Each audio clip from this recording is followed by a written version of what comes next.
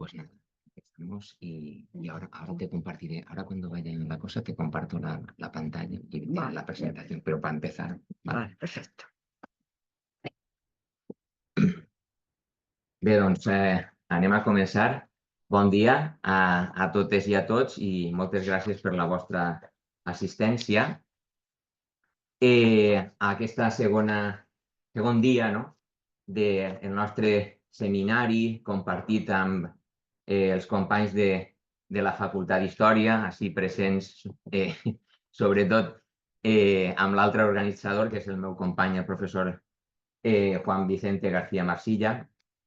Ja, com va comentar ell, ja portem bastants edicions, jo crec que hem perdut el compte ja, la qual cosa està molt bé, això vol dir que té una continuïtat. La setmana passada tinguérem la sessió amb César Sierra, que és un professor d'història antiga, la part antiga que intentem trobar-li al nostre tema, al nostre eix enguany dedicat a la infantesa, no? Lema fer-se grans, no? Aquesta idea. I després amb la professora Alessandra Foscati, que va fer una altra intervenció emmarcada en el món del Renaixement, més aviat. Però la veritat és que si hauríem d'haver començat, jo crec que aquest seminari, que passa que com intentem dur un cert ordre cronològic, que està una mica invers també per qüestions que no venen al cas, hauríem d'haver començat amb la nostra convidada d'avui, María Jesús Fuente. Per què? Doncs per què dic això? Doncs per este llibre, ¿val?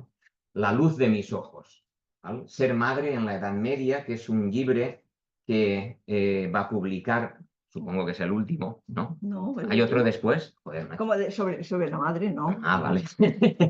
Que va a publicar doncs, en 2022 i que és un llibre que a mi em va fer goig, no?, de llegir prompte per culpa també d'una doctoranda així present, també una doctoranda que tenim en comú, el professor García Marsilla i jo, i que aquestes coses t'obliguen a llegir sobre temes que normalment no estàs tan avesat perquè la teua recerca no va per ahí. És un llibre gruixut, és un llibre... però és un llibre molt agradable de llegir, és un llibre bonic, allò que se diu, amb uns continguts molt, molt bonics.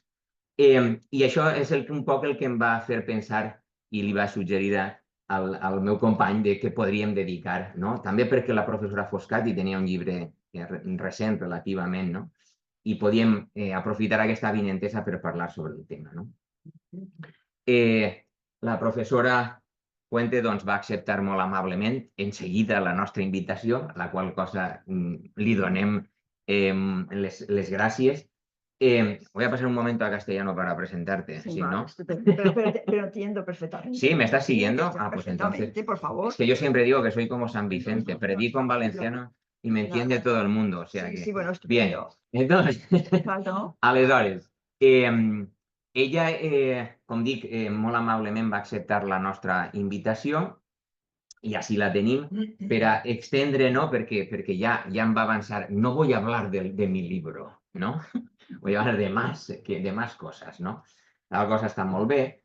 Ella és catedràtica emèrita per la Universitat Carlos III de Madrid, tot i que es va formar a la Complutense, si no vaig errat, i després va continuar la seva formació a Harvard amb una beca Fulbright, i després va tornar i bé, ja ha fet el seu llarg, ara és emèrita, el seu llarg periple com a investigadora i professora, té una gran quantitat de treballs, de monografies, sobretot en els darrers 20 anys aproximadament, dedicats a dones, o dedicats a això que és la historiografia, no sé si dir de gènere, però bueno, emmarcada en determinats personatges, sobretot de la reialesa, no? Reines, a les quals s'ha dedicat estudis, com dic, que han estat la seva principal línia de recerca en els darrers temps. I aquest llibre és una peça més, diguem-ne, no vaig als seus inicis, on va escriure de moltes altres coses. També he de dir que ha fet molta divulgació històrica en revistes, i com dic, aquest llibre, La luz de mis ojos, és, diguem, el motiu, no?, fonamental de que estigui avui entre nosaltres i que l'hagin invitat. Així és que voy a poner a compartir la pantalla, ¿vale? Espero que tengamos aquí, sí, la presentación. Y ahora, espera, que eso siempre molesta. Desde la diapositiva Perfecto. Vale, actual, estupendo. ¿vale? Y entonces puedes pasar si quieres con las flechas, cuando quieras. Sí, bueno, muchísimas gracias. No pensaba comenzar con los agradecimientos, ¿no? Porque ya es muy típico. Gracias a los organizadores y tal.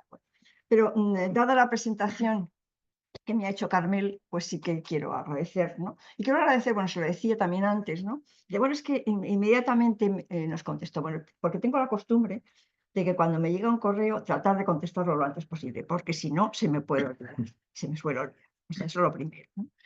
Y después porque especialmente agradezco que alguien que no me conoce, ¿no? Porque los que me conocen, pues me invitan, ¿no? Y estamos funcionando un poco de esa manera que a mí no me gusta, tengo que decir, ¿no? Pero precisamente el hecho de que alguien que no me conozca me invita, pues francamente lo agradezco especialmente, ¿no? Evidentemente, bueno. No voy a, evidentemente avisé. Espera, perdóname porque estoy sufriendo un poco. Esto está conectado. No quiero que me pase como... Sí, está en orden, Vale, está en orden, no hay problema. venga, vale. Bueno. Bueno, y el agradecimiento tenía que ser más extensivo, iba a decir, ¿no? Porque, bueno, como él ha dicho, ya avisé que yo no quería venir aquí a hablar de mi libro, ¿no? Es que los que somos mayores sabemos de lo que hablamos, ¿verdad? Los más jóvenes no. Y es que hay una famosa anécdota de un escritor, ¿no? Que llegó a un sitio y estaban hablando, y dice, bueno, yo vengo aquí a hablar de mi libro, no hablar de otros. Cosa que además, bueno, yo creo que deberíamos de aprender todos, ¿no? De que cuando vamos a un congreso no vamos solo a hablar nosotros, sino también a escuchar a los demás, ¿no? Yo estaré encantada de escuchar al profesor que después me va a seguir, evidentemente. No, no vengo aquí y me voy corriendo. Vamos, eso me parece poco, bueno, bien. A veces uno no puede, también hay que tenerlo en cuenta. A veces hay tantos congresos, ¿no? Juan Vicente estaba diciendo antes que tenía 3 a la vez, ¿no? Entonces es imposible que estén los 3, ¿no? Porque no es la Santísima Trinidad, ni mucho menos, ¿no? Bueno. Bien, pues aparte de agradecer, como acabo de decir, ¿no? Voy a empezar con un recuerdo de mi niñez, de mi infancia. Cuando yo era niña, me asustaban, bueno, con el coco. Bueno, también los que somos mayores sabemos esa famosa de duérmete niña, duérmete niño, que viene el coco. que viene el coco coco, y que que viene el duerme. coco, que mata a los niños o que duermen poco, ¿no? Es el reflexo. Claro, bueno, Ahí, no, para que puedas leer aquí. Sí, Bueno. sí. Bueno, y otros muchos. El hombre del saco, el sacamantecas, la mano negra, Camuñas, ¿no? Detrás de todos estos nombres, ¿no? Pues yo supongo que en alguna ocasión ocurrió algo, ¿no? Por lo que ¿quién era el sacamantecas? No lo sé. ¿Por qué la mano negra? Yo tengo que decir que de pequeña me imaginaba a una mano cortada por aquí, este trozo de mano, negra, que volaba por la habitación y cuando yo estaba en la cama decía, Dios mío, a ver si viene la mano negra, ¿no? Bueno, me aterrorizaba el tema de la mano negra. Hasta que después, más adelante, cuando fui mayor y estudié historia, ¿no? Porque aparte de historia medieval, que ha sido el foco de mi vida desde que tenía pues 17 años creo, que comenzó además la primera promoción de historia medieval de la Universidad Complutense, ¿no? Pero teníamos que estudiar otras historias, no solo únicamente ese foco, ¿no? Pues entendí quién era la Mano Negra. Y la Mano Negra era una organización anarquista, ¿no? Pues muy dura, que asustaban a la gente diciendo, ojo, cuidado con estos que vienen aquí, que son estos anarquistas que matan a los demás, ¿no? Y con Camuñas pasaba algo lo mismo. Hubo un personaje que se llamó Camuñas, que era de un pueblo de Toledo que se llama Camuñas, ¿no? Y que al parecer tuvo unas actuaciones muy patrióticas por otra parte, ¿no? Pero que al final le costaron vivir muy malamente, ir vestido de manera desastrosa, es decir, bueno, una serie de cosas que no vamos a entrar en ello porque no saldríamos del tema, ¿no? Bueno, está claro que hace bastantes años, hace unas décadas, se asustaban a los niños con todo este tipo de cosas, ¿no? me pregunto si hoy se sigue asustando a los niños con cosas de ese estilo. Me parece que ya no, ¿no? ¿Verdad? Asustar formaba parte de la educación, de los cuidados, del miedo de cosas que podían hacer daño a los niños, ¿no? Pensando en todo esto, pensé, bueno, ¿y en la Edad Media? Se asustaba con algo en la Edad Media, ¿no? Pero no simplemente les asustaba, ¿no? Sino que, por ejemplo, para este trabajo, ¿no?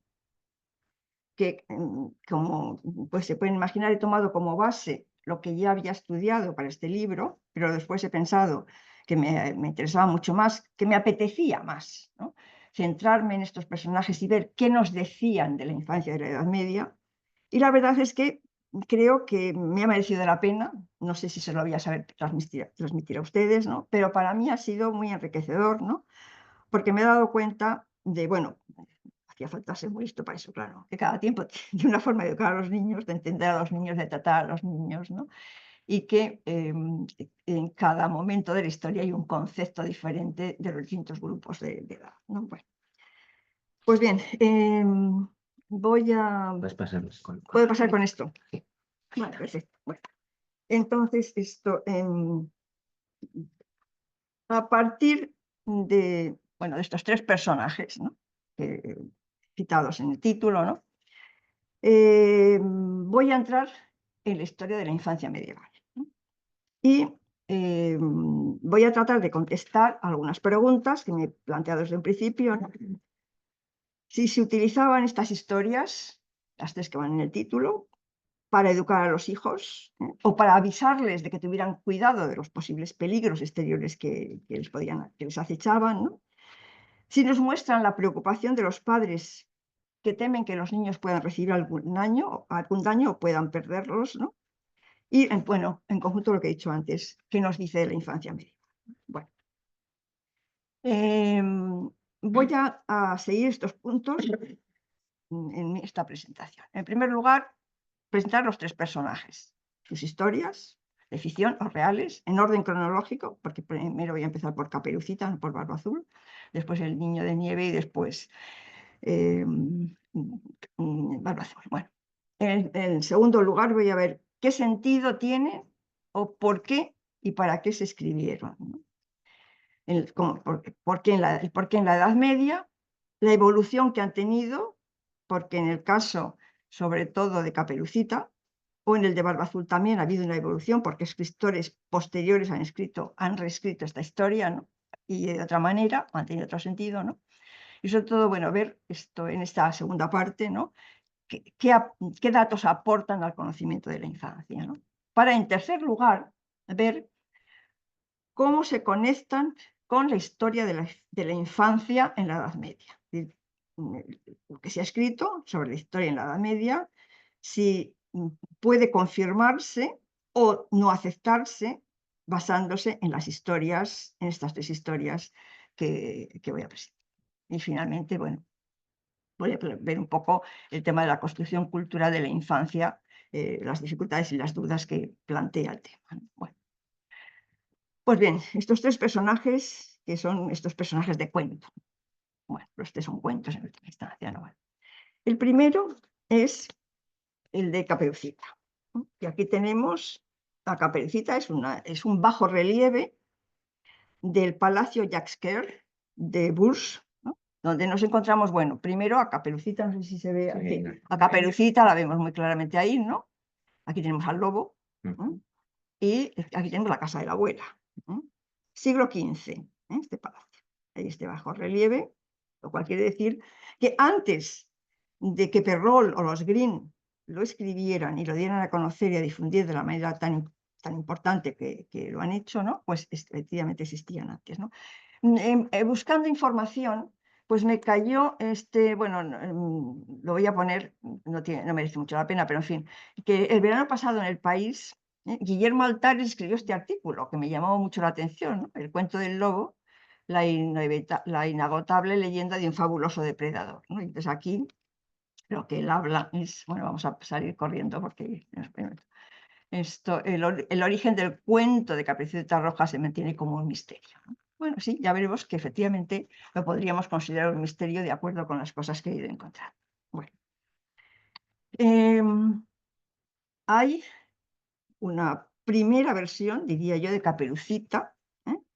Que tiene 1000 años, porque, como ven, se escribió circa 1023 aproximadamente. No sé si había en algunos autores dicen 1023, 1022, 1024, ¿no? Había preparado una sustanciosa bibliografía de Caperucita y sus interpretaciones de la Caperucita medieval, claro está, ¿no? Pero me pareció que era un rollo y no dije, bueno, me lo deja en mi casa, ¿no? Bueno. Y esta, bueno, lo vamos a ver a continuación, ¿no? Dentro de una obra que sería como una especie de libro escolar de Egberto de Lieja, o el canónigo que yo creo que era el maestro de escuela de la Catedral de Lieja, ¿no? Escribe una especie de libro escolar, que es el Fecunda Ratis, o la nave fértil, me parece que se ha traducido. Bueno. Y una de las historias que aparecen en el Fecunda Ratis es el Puella del Lupulis Salvata, es decir, la niña que se salvó de los lobos. Lo he traído aquí porque creo que es suficientemente interesante como para que veamos, es muy corto, son 14 versos nada más, pero vamos enfoca lo más importante de la historia que quiero contar y además de lo que vamos a ver a través de ella, ¿no? Bueno, dice, lo que tengo que relatar, la gente del campo puede contarlo conmigo. Este es el primer verso, cosa muy interesante porque dice, no solamente yo, sino que me viene de lo que he aprendido en la zona en la que estoy, ¿verdad? Bueno, y no es tan maravilloso como cierto, ¿no? Un hombre sacó a una niña de la pila bautismal sagrada y le dio una túnica tejida de lana roja. En Santa Quincuagésima fue bautizada. La niña, que ahora tenía 5 años, esto es interesante lo de los 5 años, sale al amanecer despreocupada e ignorante del peligro. Un lobo la atacó. Fue a su guarida en el bosque, la tomó como botín para sus cachorros y la dejó para que la devoraran los lobeznos, ¿no? Bueno, se acercaron a ella de inmediato y como no podían hacerle daño, comenzaron, libres de toda su ferocidad, a acariciarle la cabeza. No dañen esta túnica, ratones, dijo la niña. Les llama ratones, son a los lobeznos. Bueno, que mi padrino me dio cuando me sacó de la pila bautismal. Dios, su creador, apacigua a las almas indómitas. Bueno, ahí vemos a una niña que va con una túnica roja que le ha regalado su padrino, ¿eh? Se encuentra con el lobo se la da a los lobeznos para que la devoren, ¿no? Y estos se frenan, no pueden hacerle nada, la acarician, ¿verdad? Bueno, esto es interesante, se dice la fecha del bautismo, en quincuagésima, en la Edad Media solamente creo que había 2 fechas de bautismo, ¿no? Uno era, me parece que la víspera de Pascua y el otro el domingo de Quincuagésima, ¿no? En fin, hay aquí una serie de cosas que yo creo que son interesantes de comentar, ¿no? Bueno, aquí lo que he puesto a la mano derecha es la traducción al inglés que se ha hecho en la colección esta de Barton Oakes, de Harvard. Bueno, hay otras caperucitas, claro está, ¿no? Es decir, no es la única caperucita, ¿no? De hecho, ha habido una discusión de si esta caperucita existía antes, que podía haber llegado de algún otro país, ¿no? Incluso muy lejano, como podía ser China. Porque claro, dices, bueno, ¿cómo le llegó a Alberto de Lieja la versión que ofrece? ¿No? Pues es muy posible que simplemente de los campesinos de la zona, pero sí que se han preguntado, y luego lo voy a comentar también, que hay un investigador de la Universidad de Durham, que ha investigado sobre este tema, ¿no? Bueno. Llegó de Oriente, fue una niña china que llegó a Occidente a través de la ruta de la seda. Fue una niña iraní. Bueno, esto lo que está claro es que en el siglo XIV se sabe que se seguía contando la historia por los campesinos de la zona, pero era una historia mucho más sangrienta, porque el lobo sí que atacaba a la niña y no sé si se la llegaba a comer o no. Pero sí que, o sea, aquí no había un tema de que los lobeznos fueran muy cariñosos con la niña y demás, ¿no? Bueno, vamos a pasar al segundo personaje, porque voy a hacer una presentación breve de cada uno de ellos para vosotros ver qué sentido tienen cada uno de estos. Bueno, el niño de nieve. Bueno, es también hemos empezado por el siglo XI, que Caperucita es del siglo XI, después pasamos al niño de nieve, que creo que es del siglo XIII, para después el último, que es la Barba Azul, que es del siglo XV. Bueno, el relato originalmente se titula L'enfant gemme au soleil, y bueno, se ha traducido de Snow Child o El niño de nieve. Bueno, es la historia de un mercader, bueno, se entiende que es un mercader del mercado a larga distancia, ¿no? Que se va de viaje, cuando sale pues está meses o incluso más de un año fuera de casa y demás, ¿no? Y en una ocasión, bueno, parece que ya había salido alguna vez que otra, ¿no? Pero todo había sido pacífico en su casa o bien en su casa, ¿no? Pero la mercadera, en un determinado momento, durante este tiempo, pues se quedó embarazada de un soltero, ¿no?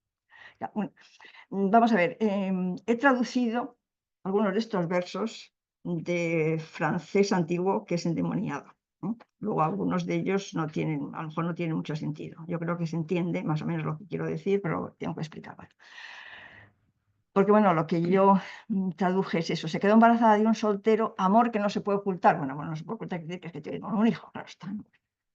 Pues bien, cuando el mercader regresó, preguntó por el niño que se encontró. ¿Quién es este niño? ¿No? Bueno, y dice, oh, señor, dijo la mercadera, una vez estaba apoyada bajo la ventana, con mucho dolor y mucho luto por vuestra demora, lo que aporta un gran consuelo que estaba mirando, claro, estaba mirando. Claro, esto tiene muy poco sentido, como he dicho antes, ojo, que soy yo la primera que me dio cuenta de que mi traducción no es precisamente la de una experta, sino todo lo contrario, ¿no? Esto, traducir francés medieval, bueno, catalán medieval también, no sé si valenciano medieval. Esto me cuesta mucho trabajo, la verdad, y a veces no tiene mucho sentido. Lo que quiere decir que era un gran consuelo para ella estar mirando la ventana y decir, ay, pobre de mí, que mi marido no está aquí y demás. Bueno, era invierno, nevaba mucho, miraba hacia el cielo, y yo, que no tenía ninguna duda, por mala desventura, recibí en mi boca un copo de nieve tan dulce que este hermoso niño fue concebido. O sea, esto es una historia muy bonita, evidentemente, que un copo de nieve que le cae en la boca a esta señora, bueno, de un copo pequeñito que recibí. Bueno, así me ocurrió, tal como te lo conté. Así es como se lo cuenta a su marido. Bueno, y bueno, esta es la revista donde aparece, donde lo he visto, que aparece el original esto francés, ¿no? Bueno, bueno, claro, de pronto se encuentra, no tenían hijos y para ellos tener un heredero, pues puede estar muy bien, tener un heredero en casa, ¿no? ¿Felicidad o cinismo? Bueno, el buen hombre, el mercader, respondió, señora, estamos de enhorabuena. Desde ahora ya no dudo que Dios me ama y le doy gracias por ello, pues nos ha permitido tener este hermoso heredero. No teníamos heredero, sin duda, si Dios quiere, este niño será un hombre sabio. No dijo nada más y permaneció en silencio, ocultando lo que pensaba. Se lo pueden imaginar, ¿no? Bueno, el niño bien criado crece y el hombre aún desconfiado, claro está, pensó en deshacerse de él. Eso viene en los versos, ¿no? Bueno.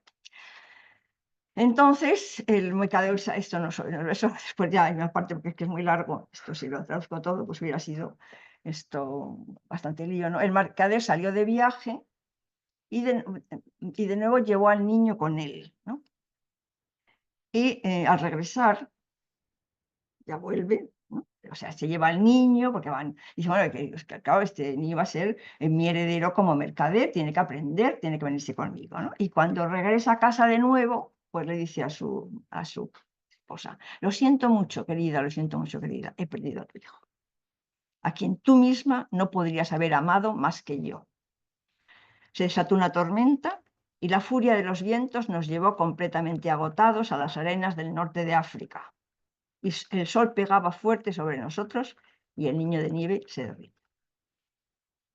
¿Se derritió? Bueno, esto, aparte del poema, que es un poema muy largo, como les digo, ¿no?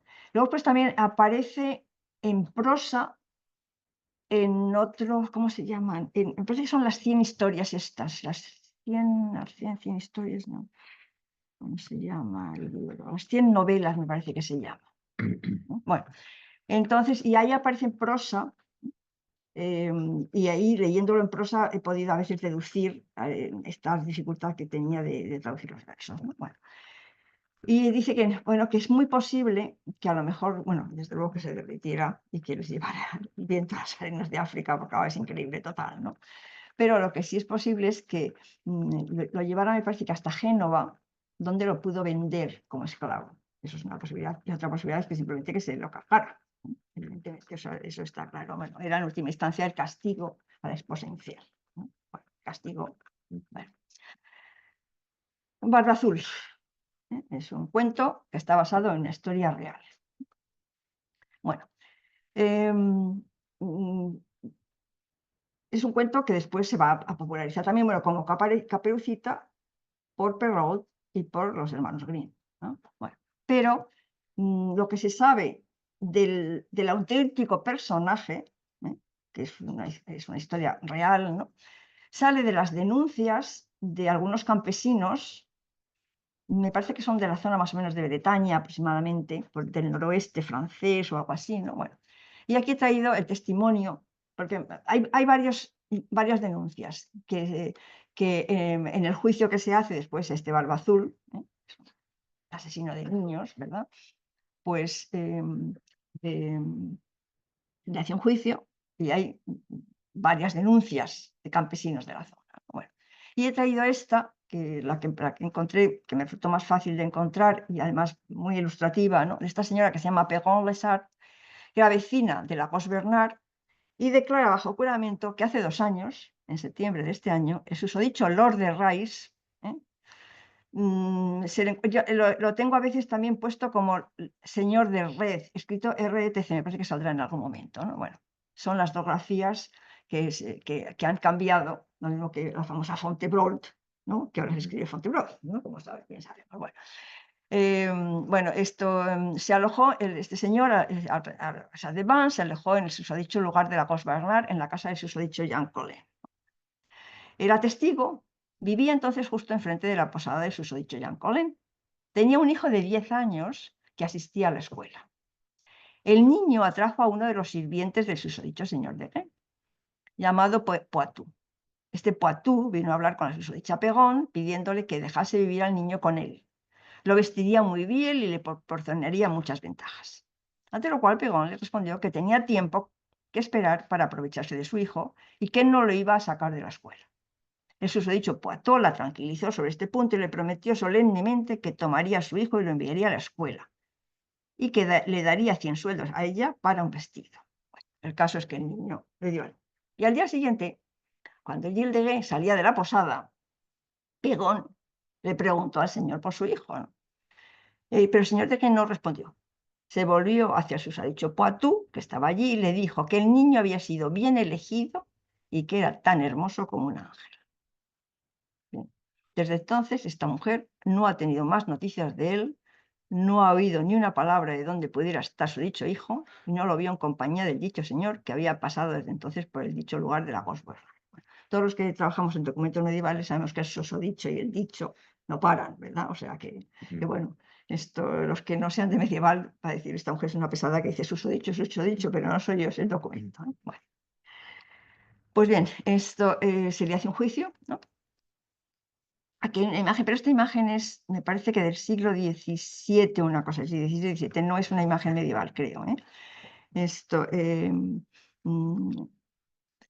porque hay denuncias, que he dicho antes, de desapariciones de los niños que hacen los campesinos de la zona, ¿no? ¿De qué se le acusa al Barba Azul? Barba Azul es conocido, antes de nada, que no se me olvide, que Barba Azul es conocido también como asesino de sus esposas, que mató a no sé cuántas, ¿no?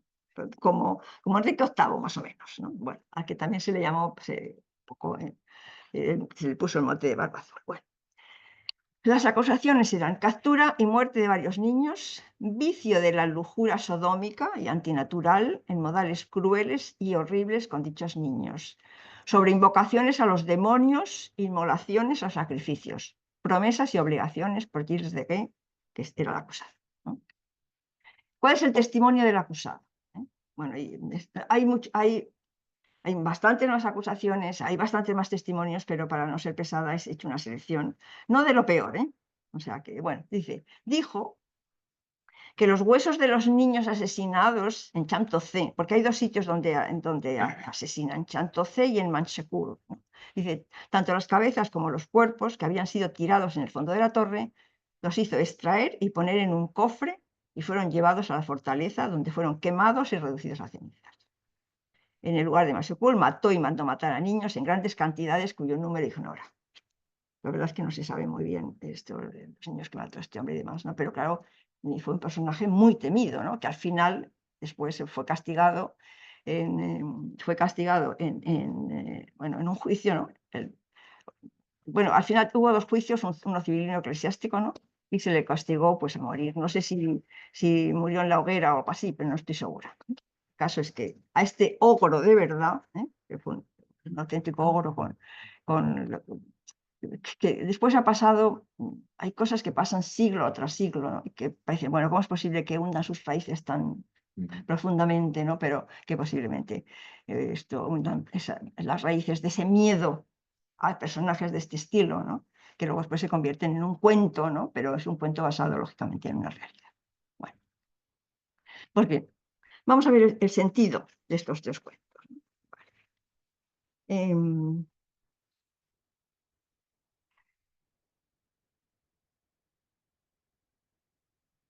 ¿Por qué se escriben estas historias, ¿no? ¿O para qué? ¿O qué sentido? Bueno, Barba Azul es que es una realidad luego transformada en cuento, evidentemente. Bueno. Como hemos podido ver, la Caperucita medieval es muy diferente de la Caperucita que conocemos todos, ¿no? Bueno. Habría que plantearse, bueno, bueno, en primer lugar, lo que he dicho antes, si podría ser o no la primera Caperucita, ¿no? Porque aquí está este investigador que les comentaba antes, Jamie Terani, que publicó ya en el año 2013, es decir, hace ya 10 o 12 años, aplicó un modelo matemático de biología evolutiva, ¿eh? Para intentar encontrar a la primera Caperucita. Oh, hay algunas cosas que están haciendo ahora de estudio de los niños y demás medievales que tiene que ver bastante con el tema científico, ¿no? Científico de la biología o de... me parece que un estudio, porque lo tenía en esa bibliografía que les dije que había preparado, ¿no? Que también tiene que ver, me parece, con el tema de los huesos de los niños y demás, ¿no? Y que es bastante interesante para ver los estudios que están haciendo para descubrir el tema de la niñez y de qué manera, qué es lo que ocurría. Bueno. En el primer relato, Edberg fue el típico coleccionista de folclore, y como les he puesto, del único tipo que se podía haber encontrado en torno al milenio, 1023, que es cuando este hombre escribe esto. Es un miembro masculino, es un hombre, un varón de la clase alfabetizada, un monje, un canónigo, ¿no? Que para adoctrinar a los jóvenes recurría a material que circulaba entre la gente común. Es decir, ese primer verso que dice lo que digo yo, lo podía decir también cualquier otra persona, tiene que ver con esa tradición oral que a él le ha llegado, ¿no? Y que entonces la pone en funcionamiento. Bueno. Y además, esta justificación de Edberg para recurrir a la tradición oral, ¿no? Se asemeja a los antiguos gramáticos y retóricos que comentaron la importancia de las fábulas en la educación primaria. Y que es lo que está haciendo él, ¿no? Coger algo que puede ser una fábula o que puede estar basado en algo, en ese miedo que pueden tener los campesinos de aquel tiempo de que una niña, una de sus hijas, salga al bosque, salga al campo y que se encuentre con un animal que le pueda hacer daño. Y una de las cosas que algunos de los que han estudiado el tema considera que es interesante, ¿no? Que la historia sea reconocible por la audiencia. Porque cuando los alumnos están, los escolares, quiero decir, están escuchando esta historia, ¿no? Pues al reconocerla, pues seguramente el maestro puede conseguir mejor su objetivo. Pero aquí tenéis algo que, bueno, a lo mejor lo han oído en sus propias casas, lo han oído en sus pueblos, lo han oído en el ambiente en el que viven, ¿no? Y además saben que es una preocupación que está ahí, ¿no? Bueno, pues yo diría que casi es una historia que es reconocible por la audiencia, que en última instancia es lo que estoy haciendo yo ahora también. Es decir, estoy hablando de algo que es muy reconocible por ustedes que me están escuchando, ¿verdad? Y que yo creo que lo pueden entender mejor, ¿no? Creo yo, bueno, a lo mejor no, pero bueno. Bien, las versiones distintas de Caperucita. Bueno, bueno, el objetivo, ¿eh? Que yo creo, ¿no? Es que los padres empiecen a contar este tipo de historias para decirles del peligro, ¿eh? Y luego pues también, bueno, para entretenerse entre adultos con versiones diversas, que algunas eran de carácter sexual, ¿no? Supongo que casi todos les ha llegado como esta versión de Caperucita, ¿eh? Bueno, pues pasa desde, vamos, a lo mejor estoy equivocada también, ¿no? Esto del primer siglo, del segundo milenio, es decir, del año 1000 y pico, ¿no? Pasa a hacerse mucho más cruel en el siglo XIV, como decía, los campesinos, o sea, la historia que cuentan los campesinos ya no es de unos lobitos buenos, ¿no? Sino que es de un lobo malo, ¿no? Pero después llegan los Perrol, no, perdón, el Perrol y los Grimm, ¿no? Para hablar más propiamente, ¿no? Y pues lo hacen mucho más cruel, ¿no? Y además con distintas versiones, ¿no? De que el lobo se come a la abuela y después también se come a Caperucita, y cómo a Caperucita la mete en la cama y le dice que se desnude. Y hay distintas versiones sobre el tema, hasta el punto de que después ha llegado, claro, pues el siglo XX y se ha dicho, no, es que es un tema sexual, ¿no? O sea, se pasa por el tamiz de Freud, ¿no? Y dice, bueno, todo tiene esa base sexual, ¿no? Y entonces la caperuza roja hace mención a la menstruación de las mujeres, ¿no? Y es una violación, ¿no? O sea, el lobo, o sea, el lobo es el demonio, que así es como se entiende en su momento, el demonio es lo peor, ¿no? Lógicamente, para una sociedad cristiana. Y, y bueno, hace unos días hablaba con una amiga mía que es profesora de teoría de la literatura, ¿no? Estamos hablando del tema de Caperucita y me dice, bueno, es que claro, es que ya se lo expliqué yo a mis alumnos, es que es una violación claramente, es que es una violación claramente. Y bueno, vamos a ver, es una violación, yo no la veo tan clara, podría ser. Podría ser una violación cuando el lobo le dice, vente a la cama, desnúdate, métete en la cama conmigo, ¿no? Pero esto, no lo sé si Perrol y los Grimm esto lo entendieron así exactamente, ¿no? O después se ha transmitido, se ha cambiado. Y desde luego, la medieval, no, para nada. Bueno, em, el verdadero sentido de la historia de Alberto de Liejano es el mensaje cristiano, es un mensaje cristiano, ¿eh? La idea de la protección de la túnica roja contra el peligro del lobo, ¿eh? En el contexto medieval, ¿no? El lobo es el diablo. El lobo nos está hablando prácticamente del pecado. ¿Y cuál puede ser uno de los pecados? Bueno, pues a los escolares se les está transmitiendo la idea de que es fundamental el bautismo, ¿no?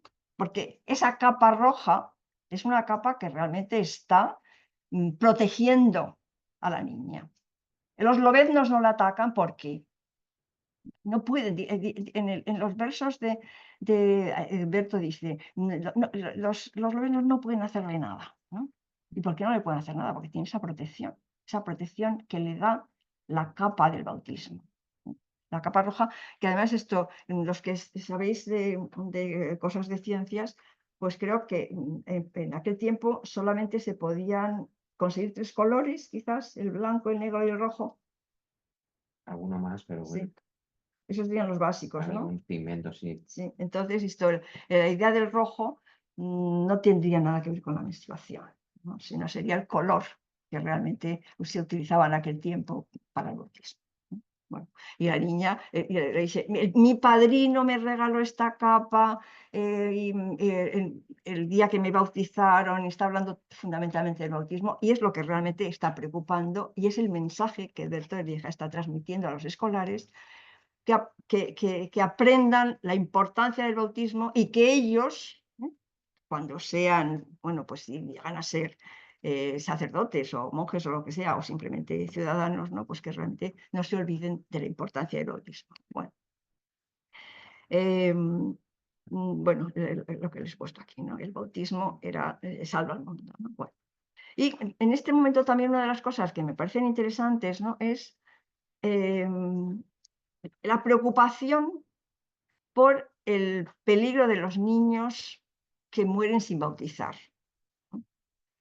Porque hay muchos niños abandonados que lógicamente no se les bautiza. O sea, hay dos grandes preocupaciones por la niñez medieval, ¿no? Y es la del abandono de los niños y la del infanticidio, las dos cosas.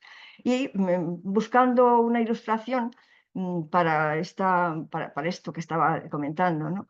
Pues los lais de María de Francia, que son interesantísimos, francamente, ¿no? Bueno, pues ella tiene un lais que es este de Bisclair-Bret, que es un hombre lobo.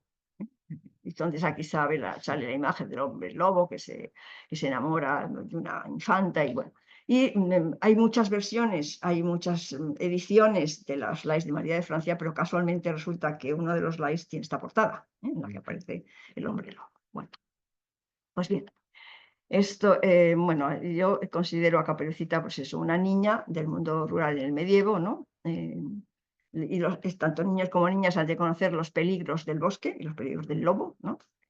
Y aquí yo vería una relación también entre, digamos, lo oculto y lo popular, ¿no? Porque digamos, les llega a los escolares en ese mundo culto, ¿eh? Que lo que se está diciendo simplemente es el bautismo es fundamental, ¿no? Y luego después le llega a las niñas que tienen que tener mucho cuidado de no irse al bosque así como así, porque ahí se van a encontrar muchos peligros, ¿no? Peligros que pueden seguir existiendo toda la vida, como bien sabemos. Bueno. Cabrita es una niña de 5 años. Bueno, esto lo he resaltado antes, ¿no? Porque me parece muy interesante ver lo de los 5 años, ¿no? A los niños yo creo que se les cuidaba bastante hasta los 7, porque a los 7 ya tienen, digamos, capacidad de razonar, ¿no? Y aparte, o sea, se les suele mandar a casas, los hijos de la realeza, de la nobleza y demás, se les manda a casas de gente de la nobleza que les van a educar, evidentemente, ¿no? Y a las niñas más o menos también, ¿no? Bueno, pero además, y bueno, esto no, me pareció que no tenía sentido para esta ocasión, ¿no? Pero sí que he buscado entre los considerados peligros para las niñas son documentos que he encontrado en el Archivo Histórico Nacional, ¿no? Sobre matrimonios de niñas de 6 años, algunos de ellos denunciados, los que se casan con ellas, ¿no? Porque son casi como rastros, ¿no? Es decir, que bueno, es otro peligro que puede tener una niña más o menos a una edad muy similar a la de Caperucita, ¿no? Cuando tiene 6 años. Hay varias niñas de 6 años, ¿no? O sea, los que se quieren casar con ellas o se casan con ellas están denunciados, ¿no? Bueno, lo mismo, el bautismo sobre la niña de las garras de los lobos, ¿no? Bueno, la cabeza roja es la menstruación, todo este tipo de cosas los he contado antes. Bueno, no, es la túnica del bautismo, ¿eh? Y hay un simbolismo muy claro en la capa y es la protección del Señor, la protección de Dios tras el bautismo y demás, ¿no? Bueno, lo del lobo tiene connotaciones sexuales, bueno, pues no, relación, no en el contexto de ello. Bueno, vamos a pasar al niño de nieve. Bueno, en primer lugar, el niño de nieve es muy sugerente. Aquí me he centrado únicamente en los aspectos que tienen que ver con los niños, pero en primer lugar hablo del adulterio femenino, de un problema muy grave, sobre todo por el tema de la herencia, que es lo que les preocupa. Un hombre se casa con la seguridad con el objetivo de tener hijos que sean herederos de su sangre, ¿no? No herederos que le vienen porque su esposa ha tenido relaciones con otro hombre, ¿no? Bueno, un heredero tiene muchísimo valor, ¿no? Entonces, en este cuento sale muy claramente el tema del heredero, ¿no? Bueno, pero La herencia es muy importante, pero quizás no se debe de desperdiciar, o despreciar, quiero decir, ¿no?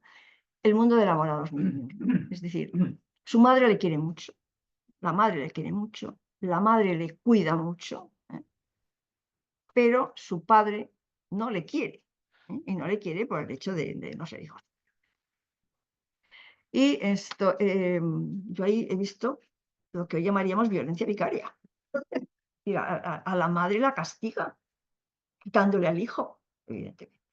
Bueno, es decir, es algo que posiblemente no sea nuevo, desgraciadamente lo vemos con más frecuencia de lo que nos gustaría, ¿no?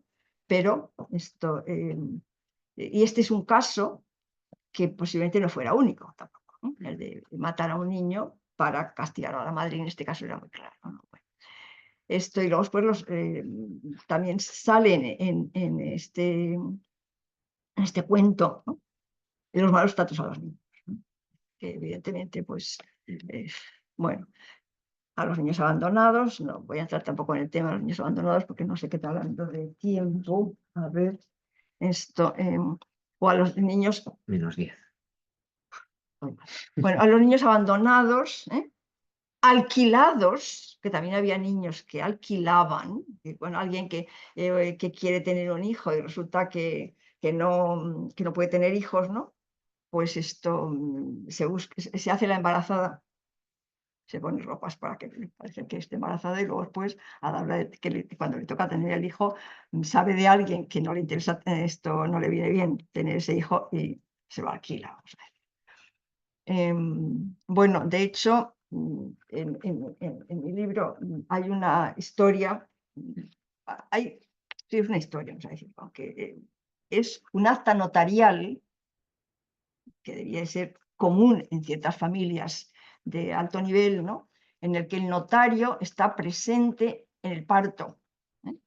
Y antes de que empiece el parto, a las parteras o a las comadronas que están allí le va mirando para que no tengan nada, que no vayan a dar a luz, ¿no? Y a la mujer la mira también para ver que efectivamente ella es la embarazada, ¿no? Claro, se había muerto el marido y entonces está el problema de la herencia. El problema de la herencia está presente en casi todas estas cosas. Es realmente un tema muy interesante. Es decir, el niño tiene ese valor de cambio, ese valor económico, que es el tema de la herencia. Bueno, niños rehenes, que eso también, bueno, paso porque si no me va a dar tiempo. Bueno. Y bueno, en realidad uno de los temas casi que aquí lo único que voy a exponer es la importancia que tenía el niño. Es decir, el niño nos está saliendo en muchos aspectos en todos estos cuentos, ¿no? El valor del niño y de la niña útiles, ¿no? Y las grandes diferencias sociales, lógicamente. Cuando estamos hablando de niños, pues tenemos que ver la gran diferencia entre los grupos poderosos que les podían tratar de determinada manera y los grupos no privilegiados, por no decirle, por no llamarle de otra manera, ¿no?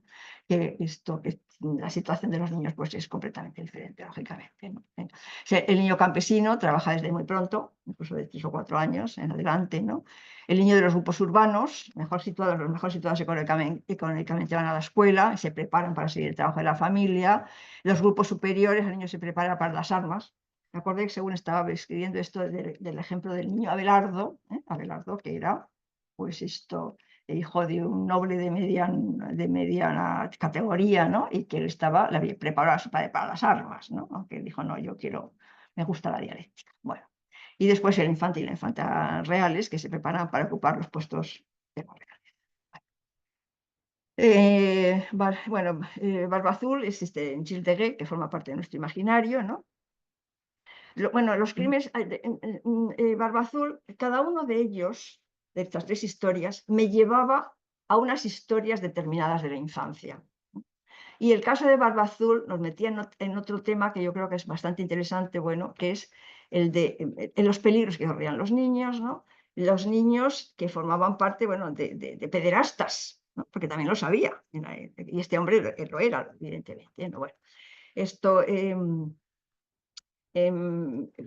era un tirano, este hombre, que recuerda a la figura de Herodes y a la masacre de los inocentes, que es otra cosa que también es interesante ver cómo en los siglos XIV y XV proliferan las imágenes de los santos inocentes, ¿no? Bueno, esto, bueno, y una vez más muestra la preocupación de los padres que buscan a sus hijos desaparecidos y el amor de los padres a sus hijos, ¿no? Y el miedo que se pudo esparcir por la región cuando empezaron a desaparecer niños y nadie sabía dónde estaban esos niños, ¿no? Bueno, última instancia también la dificultad, digamos, de decir no o de cuestionar al que era un gran señor feudal de aquel tiempo. Un gran señor feudal que además, bueno, no voy a entrar en él, hay dos obras muy interesantes. Jacques Kerr escribió una biografía de Gilles de Gaulle.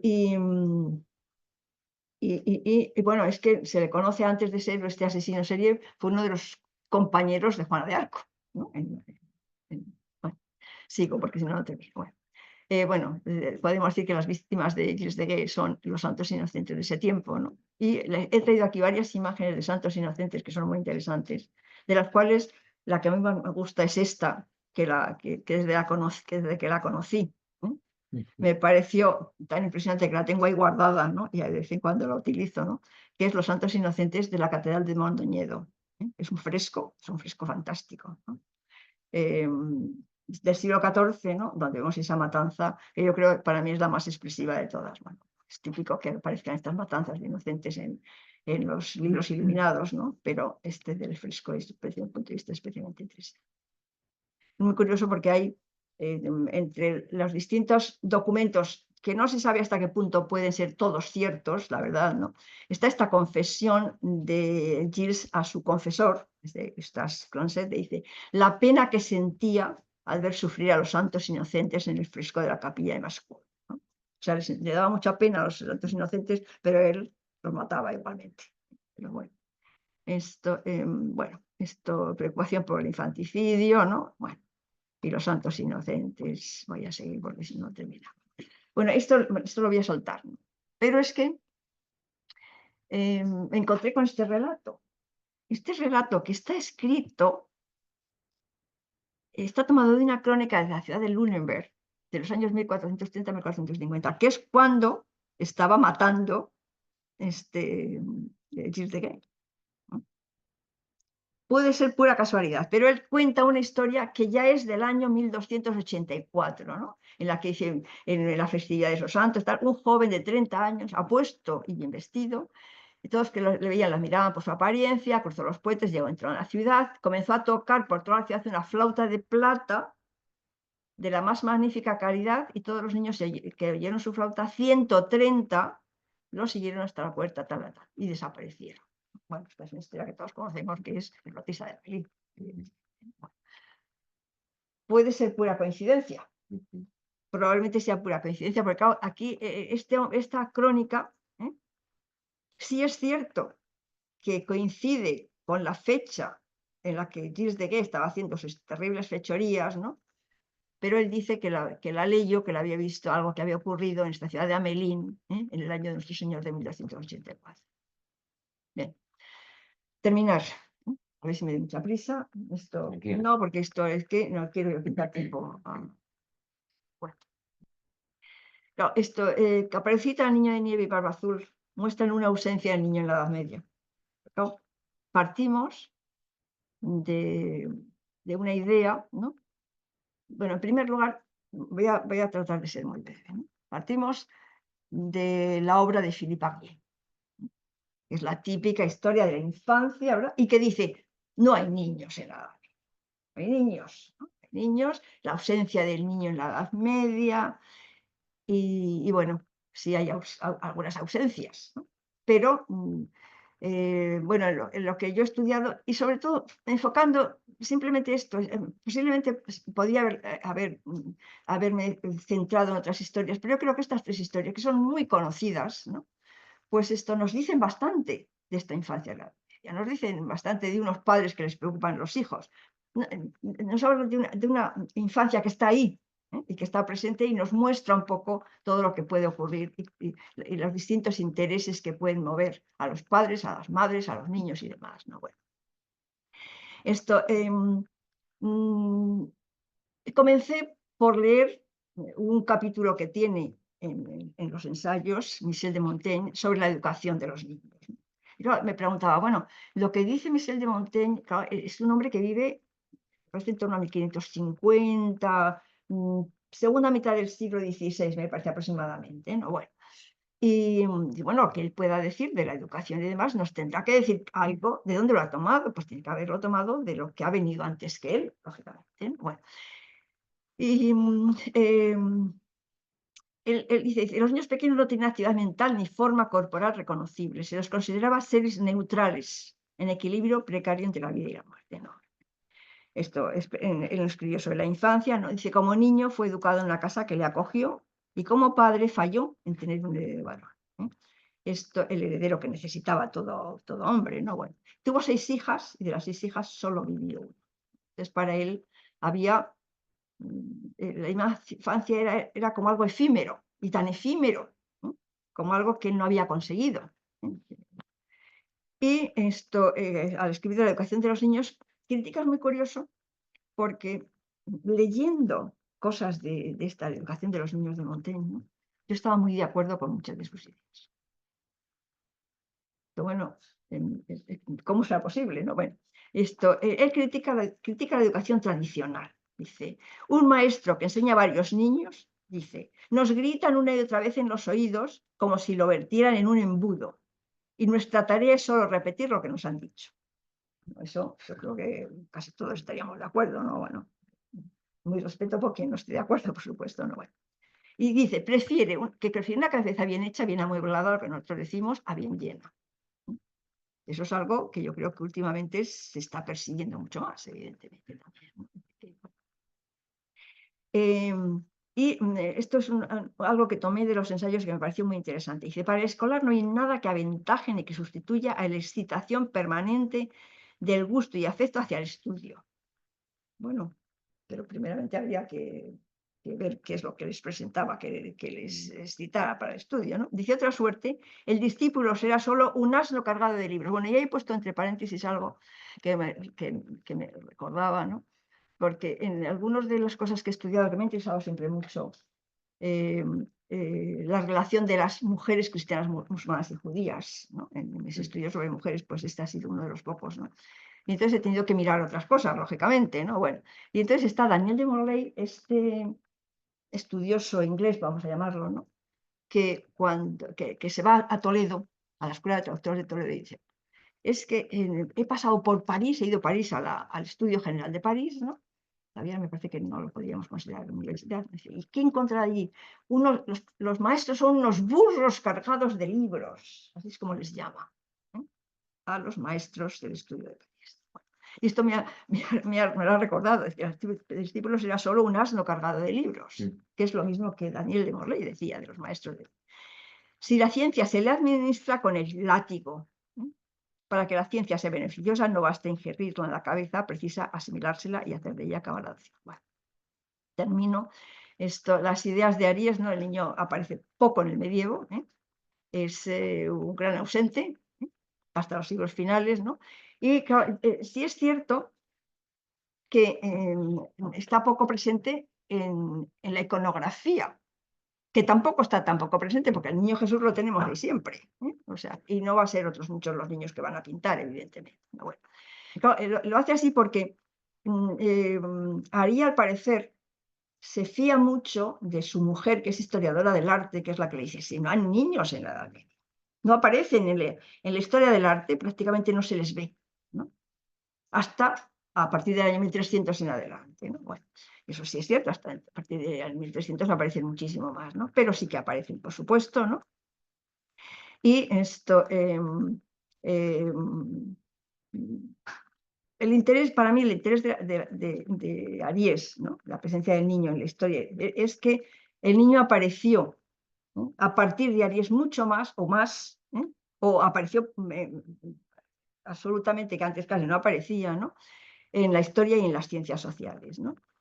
Sus tesis, las tesis de Ariel, yo creo que han permitido dar un lugar al niño y a la niña en la historia y las ciencias sociales, implican un estatuto de la infancia que no puede ser pensado por fuera de la escuela y la familia, ¿no?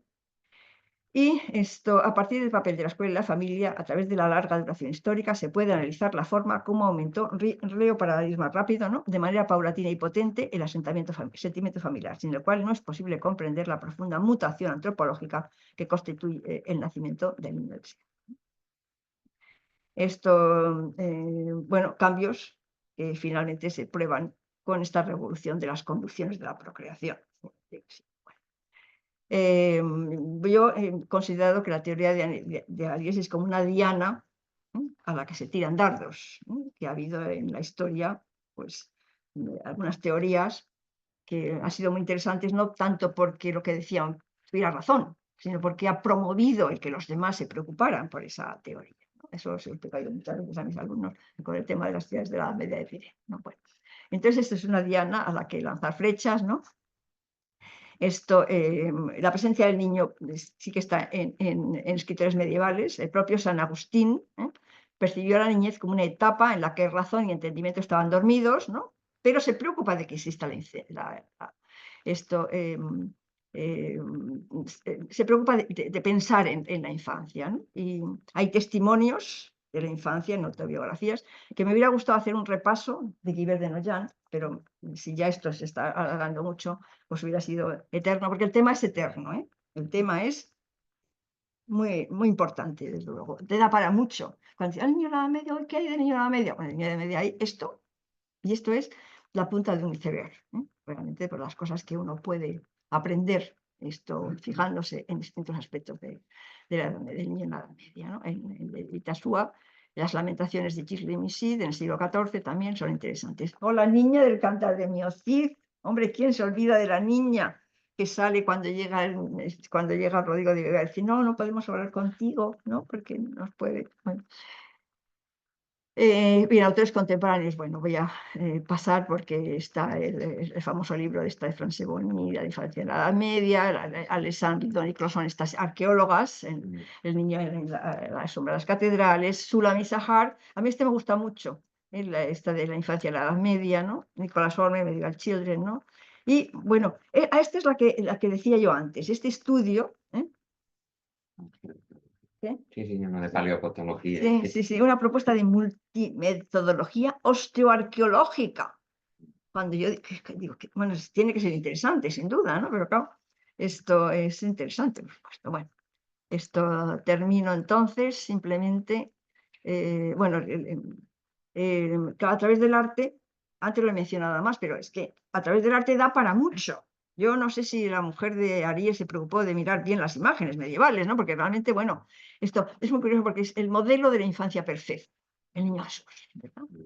Dice, pero ese perfecto niño se caracteriza por ser lo menos pueril posible. Y es que he elegido esta imagen, hay muchas imágenes, pero es que esta es buenísima, en la que se la ve ahí como un viejo.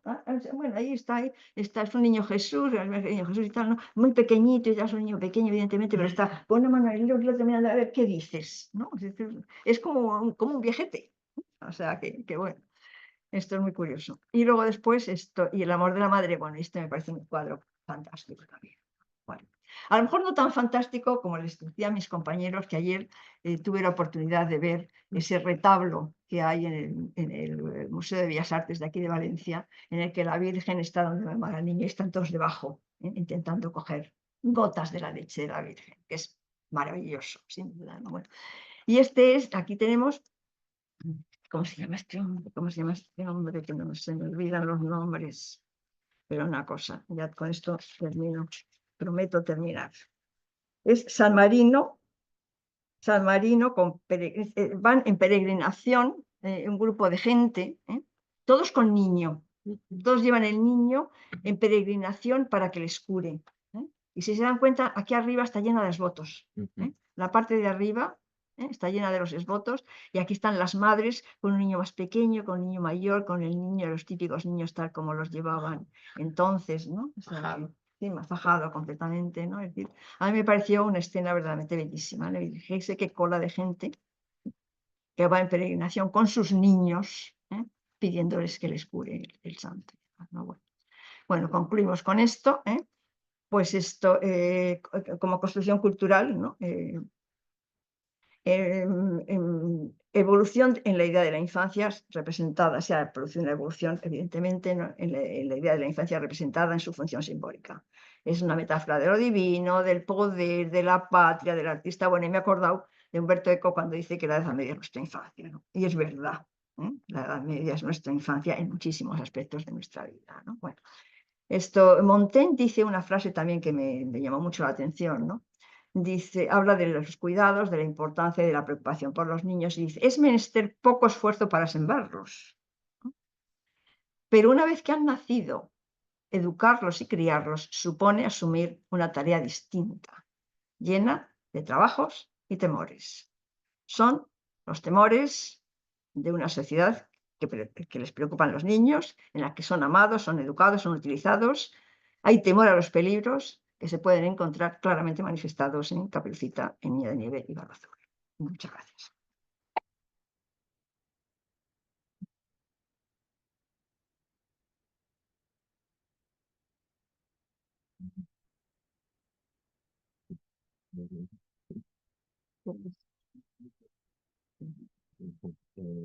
Bueno, ara, en teoria, hauríem de tenir com a mínim un temps, no?, prudencial, perquè si no anem molt mal, no, Josep Lluís? No t'anem a privar de que tinguin, eh? Ho allargarem el que cal. No, però agrair-li a la professora Fuente la seva intervenció, bonica, tan bonica com el llibre, no? I animar-vos si voleu fer alguna pregunta, si teniu algun dubte o voleu, no sé, el que siga, o una aportació, ara és el moment. No sé si és el cas. Jo sí que puc dir una cosa, si se me permite. Pero Sí, breve, porque breve, de breve, verdad no. es que no me quiero. Una cuestión que me ha llamado la atención. Perdona, Carmen, es que yo tengo mucho interés en escucharle. Ah, sí, sí, No, sí. no, y luego después Tienes que marchar. salir. Entonces esto, pero haz la pregunta rápido. Sí, no, bueno, por lo menos una cosa. Enseguida me ha recordado en el primer caso, sobre todo a los exemplum, ¿no? Los exempla de los predicadores, ¿no? Estas historias donde suele haber animales también. San Vicente Ferrer utiliza mucho una gama, una fauna muy variada. El lobo es un elemento que hoy, que además lo que está pasando con el lobo en España, ¿no? Y todo eso en los conflictos y en las controversias en torno al lobo. Pero bueno, es un animal muy presente en la época, que todo el mundo puede entender, ¿no? Los peligros del lobo, el bosque, ¿no? Entonces, no sé si se puede entender también en ese sentido, como una parte de estos ejemplos, ¿no?, habituales que circulaban también en boca de los predicadores, aunque esté aquí en un formato, ¿no?, de libro que parece más pensado para la educación. Bueno, al final todo eso es educación de la gente, ¿no?, lo que hacen los predicadores. Y bueno, y subrayar eso, ¿no?, la cuestión de que la utilización de elementos de un entorno que les es muy familiar, muy próximo, que a nosotros nos puede resultar ya muy lejano, ¿no?, seguramente, pero que no, en este caso es todo lo contrario.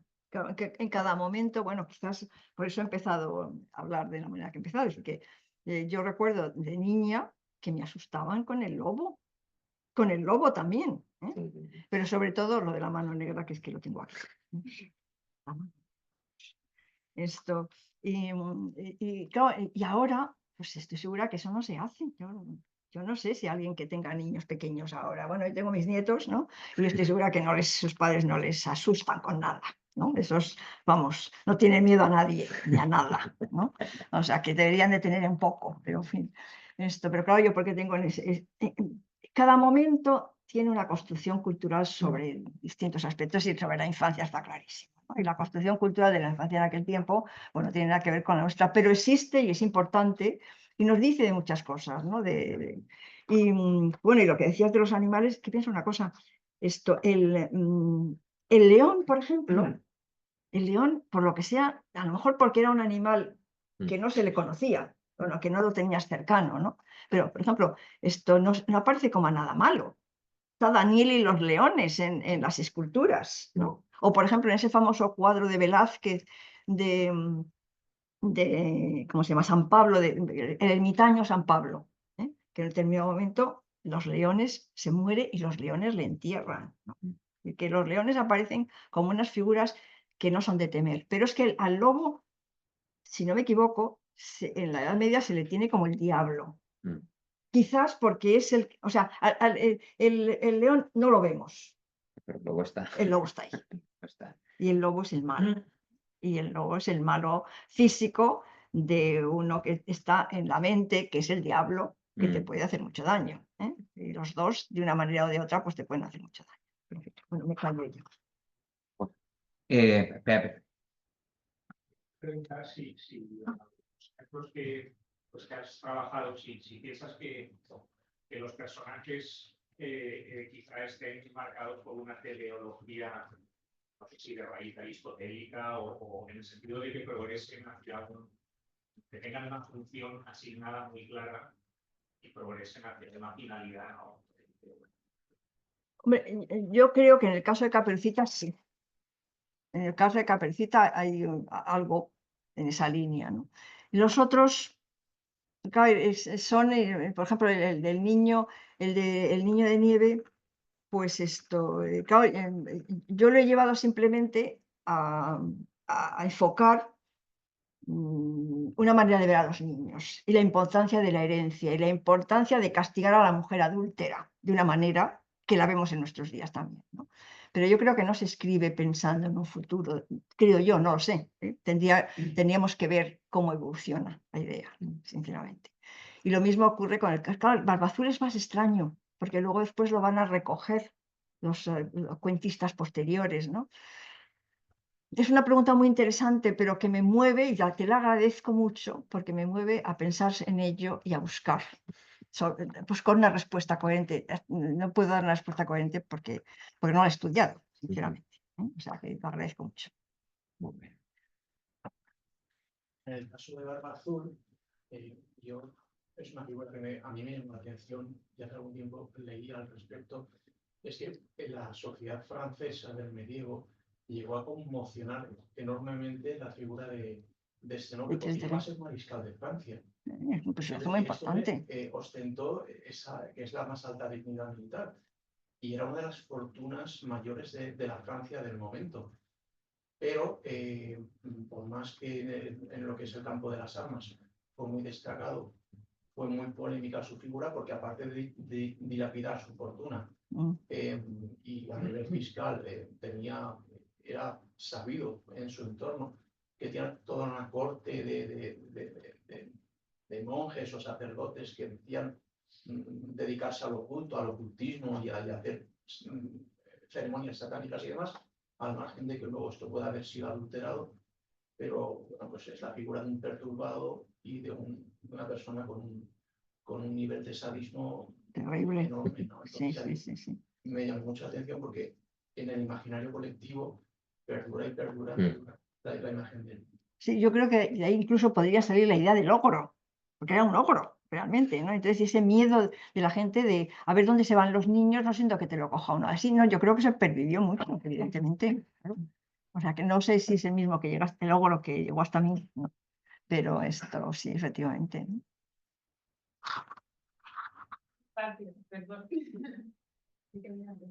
Yo tenía una pregunta sobre, ha sacado precisamente un tema de los niños alquilados, que es un tema justo que estoy ahora tratando con un compañero que estamos investigando, porque tenemos un caso así y, bueno, que nos dio el profesor Carmen, es un estudio de un proceso que queremos editar y publicar, esperamos, en el futuro, y cuando empezamos nos pareció que aquello era un poco un caso extraordinario, pero conforme vas estudiando mejor el juicio, ¿no?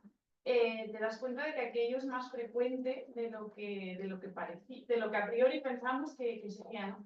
Y leyendo tu libro, que justo has hecho mención al parto, etcétera, que va al notario, quería preguntarte si tu percepción, por lo que he entendido también ahora, es que es una cuestión pues mucho más habitual, ¿no? de lo que pudiéramos pensar. Habitual, depende el término habitual de cómo lo entendamos, ¿no? Porque claro, esto, que hay casos, sí, muchos, lo dudo porque si no, vamos a ver, cuando una mujer mata al niño o lo tira al río, ¿no? O cosa, si tuviera oportunidad de alquilarlo, quizás no lo hiciera, ¿no? O sea, eso es una cosa que tendremos que tener en cuenta, ¿no? Luego, pues claro, lo de alquilar tiene que darse una serie de casualidades, de que tú necesites un niño por algo y que entonces haya una persona sepas de alguien que va a tener un hijo y te lo quieres quedar, ¿no? Después, otra cosa es que, vamos a ver cómo lo pensaba, lo que quería decir, que se me ha ido el santo al cielo, lo de los alquileres de niños. Bueno, sí, que luego después hay casos que no aparecen como alquileres, pero serían como alquileres, ¿no? Yo recuerdo, pero hace años, pero como no estaba pensando en esto, pues no lo recogí, de haber leído el caso de una familia en la que recogen a un niño, ¿eh? Y se lo quedan, ¿no? Y la madre es como si fuera su hijo, ¿no?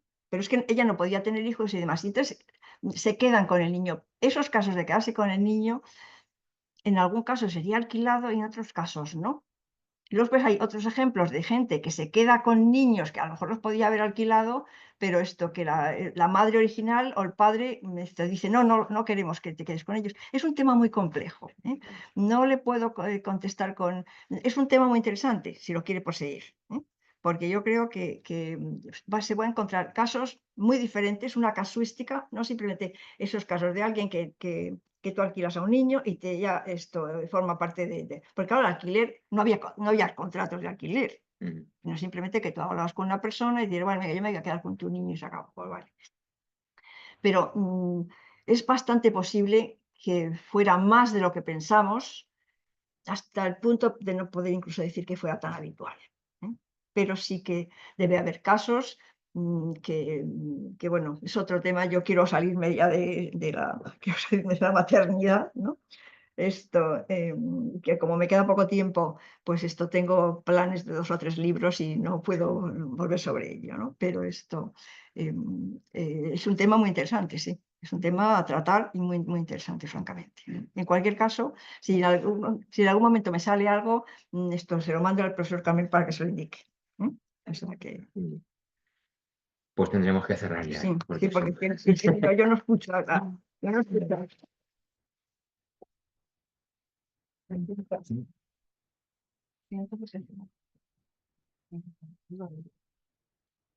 Bueno.